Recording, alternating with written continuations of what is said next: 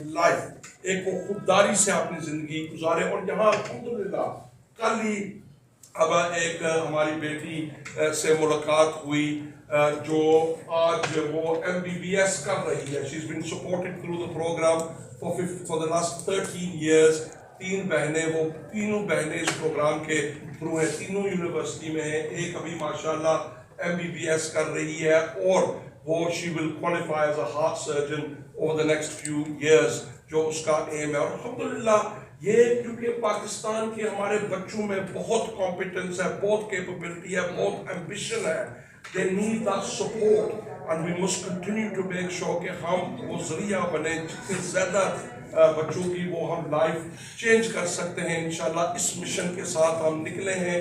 اور جیسے میں نے کہا کہ آلریڈی 2000 اوفنز کا اس دوران ہم نے اناؤنس کیا ہے کہ اضافہ کریں گے اور وہ ریف اراؤنڈ اضافہ ہوگا. جو گراؤنڈ ٹیم ہے یہاں پر اوفنز ان نیڈ کی they are making those assessments already.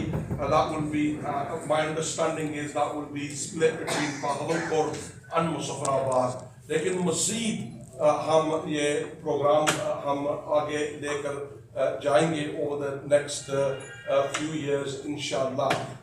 آج کی اس پریس کانفرنس کا یہ مقصد ہے کہ we get awareness around this. ایک تو جو بندے ایلیجبل ہیں ان تک یہ آواز پہنچ جائے، ان کے تک اویئرنس ہے کہ these facilities are there.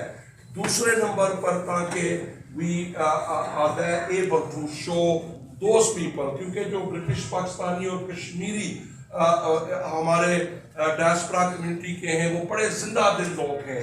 وہ ہمیشہ انہوں نے چیریٹی میں، ہمیشہ انہوں نے یہ جو سپورٹ میں بڑھ چڑھ کے حصہ لیا ہے اور ان کا بھی ہم شکریہ ادا کرتے ہیں. بیکاز وداؤٹ their support یہ ہمارے کچھ میرے بہن بھائی ہمارے ساتھ آئے ہیں، ڈاکٹرز ہیں، وکیل ہیں، تھرڈ سیکٹر کے ہیں.